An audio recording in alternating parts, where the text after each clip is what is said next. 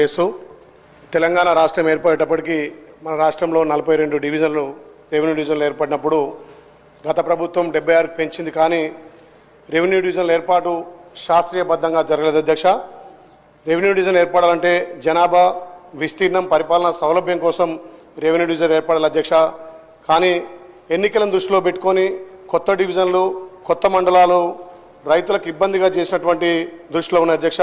చాలా చోట్ల revenue division సమస్యలు వాళ్ళు తెచ్చినటువంటి ధరణి సమస్యల వల్ల ఎక్కువ కూడా భూ సమస్యలు తలెత్తిన అధ్యక్ష. అందుకోసమే అన్ని చోట్ల కూడా రెవెన్యూ డివిజన్ కావాలని చెప్పి డిమాండ్ ఉంది అధ్యక్ష. కొత్త డివిజన్లు ఏర్పడితే రైతులకు ప్రజలకు ఎన్నో ప్రయోజనాలు అధ్యక్ష.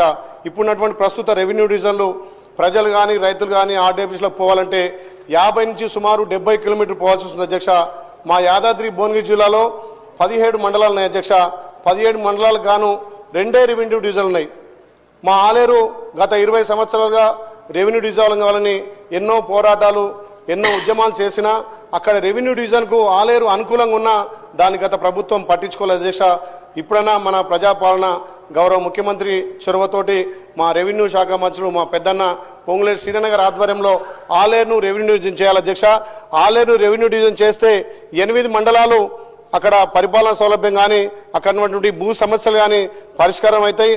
అదేవిధంగా గతంలో కొన్ని మండలాలు ఏర్పాటు చేసినప్పటికీ అక్కడ స్థానికంగా ఉన్నటువంటి అన్ని గ్రామాలను పరిగణలోకి తీసుకోకుండా 30-40 కిలోమీటర్ల దూరం ఉన్న గ్రామాలను మండలాలు కలిపి దగ్గరున్న మండలాలను తీసి దగ్గరున్న గ్రామాలను తీసి మండలాలుగా ఏర్పాటు చేశారు.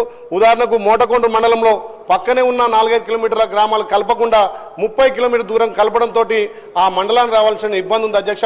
గత 20 సంవత్సరాలుగా రాజాపేట పెద్ద మండలం దాంట్లో రఘునాథపురం మండలంగా కావాల్సినటువంటి అర్హతలు అన్నీ ఉన్నా కానీ ఆ రఘునాథపురాన్ని మండలంగా ఏర్పాటు చేయాలి అధ్యక్ష.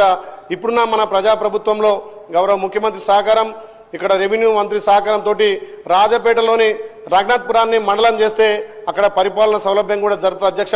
ఈ రెవెన్యూ డివిజన్లు చాలా అస్తవ్యస్తంగా ఉన్నాయి. ఇప్పుడు మన ప్రభుత్వంలో కొత్త రెవెన్యూ డివిజన్లు ఏర్పాటు చేసి అక్కడ ప్రజలకు ఇక్కడ రైతులకు లబ్ధి జరిగే ఉండాలి. కాబట్టి ఎక్కువ కూడా భూ సమస్యలు ధరణి సమస్యలు అధ్యక్ష. ఆ ధరణి సమస్యల వల్ల రోజు రైతులు ఇక్కడ ఆర్డీఓ ఆఫీసులకు తిరగాల్సిన అవసరం ఉంది. కాబట్టి మన ప్రభుత్వం తీసుకున్నటువంటి ఈ ధరణిని ప్లేస్లో భూమాతగా చేసినందుకు నిజంగా ప్రభుత్వానికి ప్రత్యేకంగా ధన్యవాదాలు. రెవెన్యూ మినిస్టర్ కూడా దీని చొరవ చూపి ఈ ధరణి సమస్యలకు తొందరనే చరమగీతం పాడినందుకు కూడా ప్రభుత్వానికి ప్రత్యేకంగా ధన్యవాదాలు తెలుస్తూ మా ఆలేరును రెవెన్యూ డివిజన్ గా చేయాలని చెప్పి మీ ద్వారా విజ్ఞప్తి చేస్తూ అదేవిధంగా రాజపేటలోని రఘునాథపురాన్ని మండలంగా చేయాల్సిందిగా విజ్ఞప్తి చేస్తా.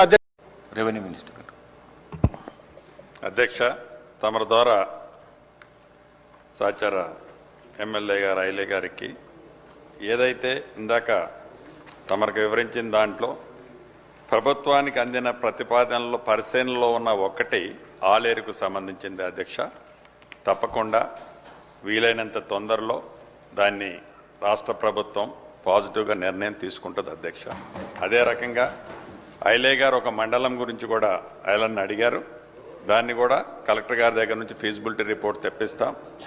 దాని మీద కూడా పూర్తిగా పరిశీలించి నిర్ణయం తీసుకోవడం జరుగుతుంది.